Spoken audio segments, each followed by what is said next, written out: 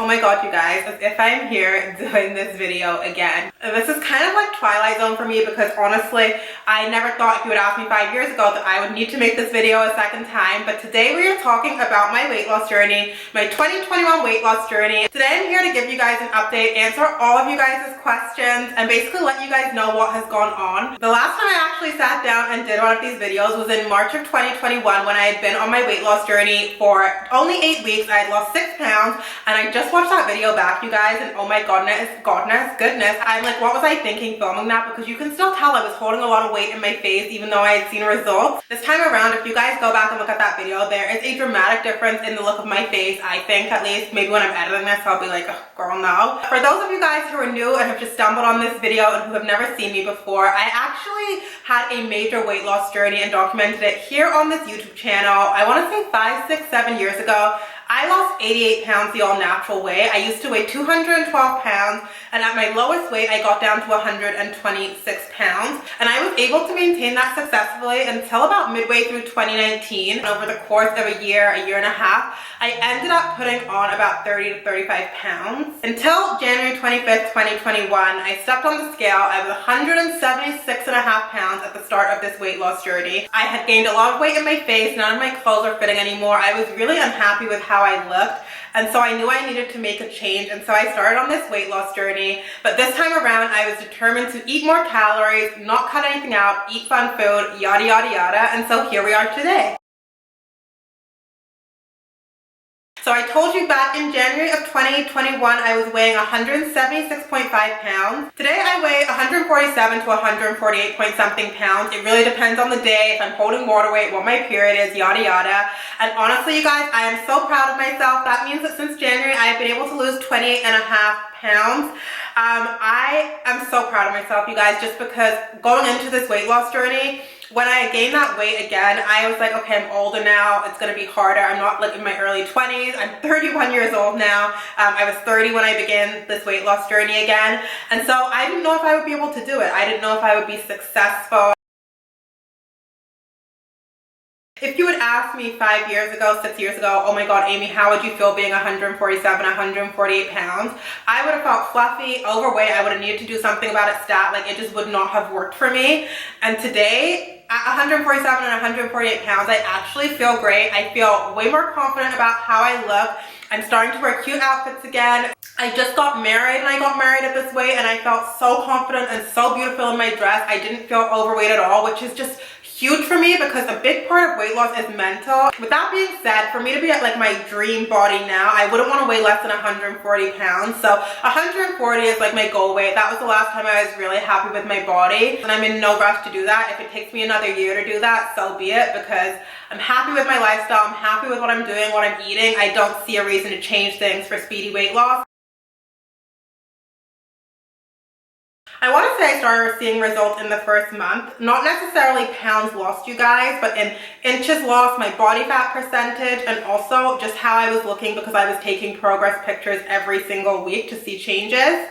You guys know I've spoken about this so many times before, but this is the scale that I use. This is by Vanity Planet, and it is their digital body analyzer. And this scale, you guys, is where it's at. Because for one, I find some scales can be a little inaccurate, but this one always syncs up with the readings I get at my doctor's physical, so I know it's bang on. So as you can see in this scale, I have my user profile set up where I've got my height, I'm 5'5" and a half, my age, which is 31. I also just have that I'm a normal female, not that I'm a super active female. So once you have all that input, and it's really important to input that if you get this scale, when you stand on the scale, you want to make sure your feet are coming into contact with the two elements. And what this scale does is not only does it give you a reading of how many pounds you are, it also gives you your body fat percentage, your water weight percentage, your muscle mass percentage, and also your bone density percentage. This is great because you may see that you're not losing any pounds, or maybe that you've put on pounds because you know your weight can fluctuate and you may be weighing heavier in the pounds department, but your body fat percentage may have gone down and your muscle mass percentage may have gone up, which no matter what the pounds on the scale say, that is major progress within itself. So I love being able to see my body fat percentage so easily, and also my muscle mass percentage, because those are really great indicators of weight loss for me. And there were so many times along this journey, especially like in the first 2 to 3 months, where in the mirror like changes aren't that drastic. I couldn't really see many changes.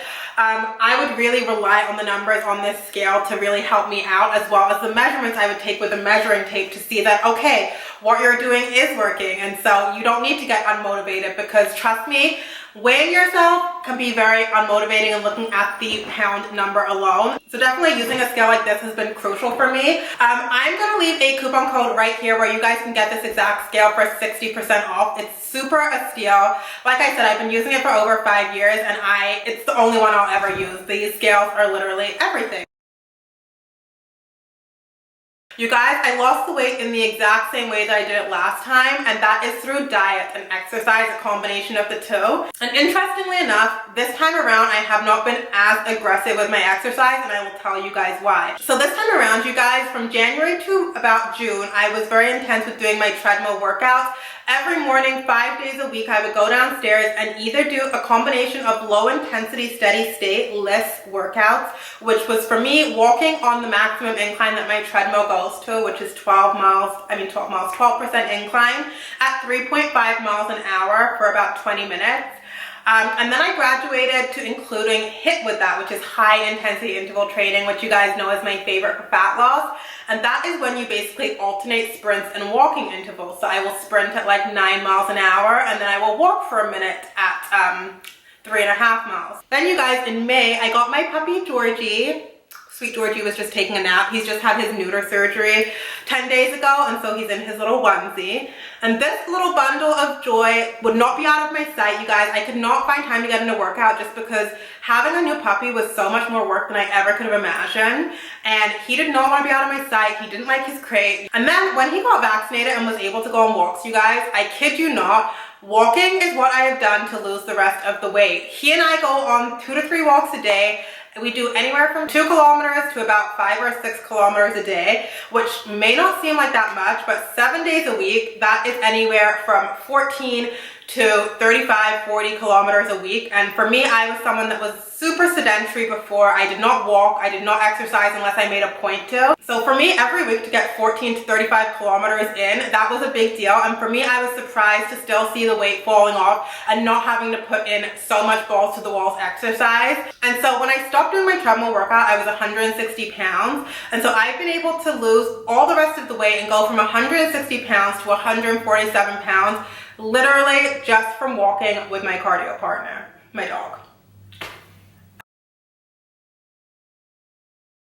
Now, that's a great question. Even if you have an amazing scale, I would really limit the amount of times that you step on the scale to once a week. I see so many weight loss journey videos out recently, and one thing that I noticed that a lot of girls doing are weighing themselves every day or every other day. And to me, that is so counterproductive, because anyone that has lost weight or tracked their weight knows that your weight can fluctuate day to day. Like, I may step on the scale Monday at 147, and by Wednesday I may be 149. And if you're not familiar with how your weight works and how your body works, that can be very discouraging, and you can be thinking, I'm doing all the right things, how could my weight possibly be going up? Let me just give up, this isn't worth it. Your body can fluctuate. Things like your water weight, are you on your period? Have you had a more heavy sodium diet? Have you drank? There are so many factors that can make you hold on to water weight, which can show that fluctuation on the scale. This time around, I was not trying to eat 1,200 calories, which is the lowest amount of calories a woman can eat before going into starvation mode. I couldn't do it again, you guys. I raised my calories. I started eating between 1,600 to 1,800 calories, and then I stopped calorie counting altogether, and I've really been eating intuitively. For me, I realized that counting calories for me kind of becomes the devil and really puts me into an unhealthy mindset. I start looking at foods as good foods and bad foods. There's actually a term, a medical term, it's called orthorexia, and it's when you start associating foods as bad and good. And that is something that I definitely developed from my first weight loss journey. I definitely didn't have the healthiest relationship with food. If you've never counted calories before and this is your first time on a weight loss journey, I do recommend doing it for like 2 to 4 weeks at least, just so you know like what your portion sizes should look like, and just so you know what eating at a certain calorie deficit looks like for you and for your body. But I don't think you need to do it beyond 2 to 4 weeks, because then you get kind of a handle on it and you know what you should be eating. The real question would be, what am I not eating? This time around, I didn't actually cut anything out of my diet, which is the beauty of it. I've actually introduced new things and more foods into my diet. I have a whole video coming out really soon. It's about my favorite snacks, and these are all foods that I never would have touched 2, 3, 4, 5 years ago, but they're not bad or anything like that. It's just that was how unhealthy my relationship was with food. So this time around, I wanted to make sure I wasn't restricting myself or cutting things out. The main thing I cut out of my diet was ordering takeout. I think I touched on this in my video in March. In 2020, there was a point where Justin and I were ordering Uber Eats at least half of the month. It was an Uber Eats day, and let's just face it, when you go out to eat at a restaurant, they can make a chicken breast and potatoes like 1,000 calories when you can make the same thing at home for like half the calories or less. I don't know how they do it. It's truly an art, but they do. And so cutting down on Uber Eats was something that was monumental. Now I do all of the cooking at home, and I eat a really varied diet, you guys. You guys, I'm not vegan, I'm not vegetarian, I still eat meat, I still love my cheese, I love my dairy. I do get in my little chocolate granola bars if I want to fix it that, because Lord knows I love chocolate. And yes, kind of, I plan my dinners. The dinners that I cook, I plan at the beginning of the week because A, it's for my grocery list, it's for my budget, but also planning just really sets you up for success. If you know what you're going to be cooking that week, there's never any need for it to be like 4 o'clock on one day and you're like, okay, what am I going to make? Ugh, I don't really like what's in the fridge. Ugh, like let me just order takeout instead, because you know, I actually really enjoy doing it because you guys, I'm a foodie at heart, I'm a fat kid at heart, I love to eat. And so planning my meals, I get excited because I'm eating some bomb ass food. Like this week alone, you guys, we had Italian wedding soup, we had a sausage pasta with egg noodles, like a drunken Italian noodle pasta. We had Asian meatballs with bok choy and rice. Literally from those meals alone, those are things I wouldn't have eaten on my last weight loss journey because I would have been like, pasta, no. Rice, definitely not, too high carb. But this time around, definitely eating everything and really enjoying it. So if you're literally eating the same things every single day and you're doing the same workouts, your body can kind of get used to that, and that's why a plateau can occur. The best thing to getting over a plateau is literally just switching up your routine momentarily, and that can be anything from throwing in an extra cheat day or changing up your workout. So if you're doing HIIT, go ahead and start doing low intensity steady state, and vice versa. If you're doing lift, do HIIT. Try different workouts, try a YouTube workout, go for a walk if you're usually doing runs inside. Switching it up never allows your body to become super used to and super reliant on one method for weight loss, so your body kind of doesn't experience those plateaus. And honestly, just keep pushing through, because one thing a lot of people forget is that weight loss is a science. Weight loss is calories consumed versus calories out. And so if you're eating at a calorie deficit or you're creating a calorie deficit for yourself via exercise, you know that eventually it's scientific, you're going to have to lose weight and drop pounds. So just persevere and push through. So the last time when I was doing weight loss, my whole mindset was different. I don't know if that was an age thing because I was in my early 20s, but really probably because I was so overweight, my main goal was to just lose weight at any cost. And then once I lost weight, I started thriving on the comments that you guys were giving me, like, you look so thin, oh my god, you've lost so much weight. I would literally thrive on those comments, and I was like, okay, I can do better. In my mind, all I wanted to do was just be thin, as bad as it sounds, and to be slim. Like, that's where I thought my value was. And so I think that caused me to develop an unhealthy relationship with food. I was quite restrictive. I was eating very small portions, eating very little calories. Even though I was doing heavy weightlifting, I wasn't compensating for that in calories, which obviously you guys know isn't good. I wasn't really being that social with friends. I wasn't really having cheat meals unless it was like my birthday or a vacation. For me, it was more important to just like, why would I have a cheat meal when I could just stay on my journey and keep these results? I was literally under that mantra, nothing tastes as good as skinny feels, which when I started to gain the weight and eat everything, I was like, oh, things do taste really good. So that is a complete crock. This time around, I stopped looking at foods as bad foods and good foods. Obviously, there are foods that have more nutritional value for you and there are foods that don't, but you can pretty much eat whatever you want as long as you're eating in balance and moderation. And so that is something this time that I really strived for. I came across Stephanie Buttermore's All In journey, and that was something that really resonated with me. Basically, for her, going all in meant that she was having extreme hunger and she wasn't getting satisfied, and so she allowed herself to eat all in and consume as many calories until she wasn't feeling that extreme hunger. Now for me, I was never feeling extreme hunger. Was I hungry? Probably sometimes, but not extremely. So for me, going all in wasn't eating thousands and thousands of calories. For me, I was eating thousands of calories, but for me, going all in was a conscious decision. It was just something that I kind of slipped into. Like, I kind of just fell down the rabbit hole of, oh my God, I'm eating all this good food. Like, let's just continue.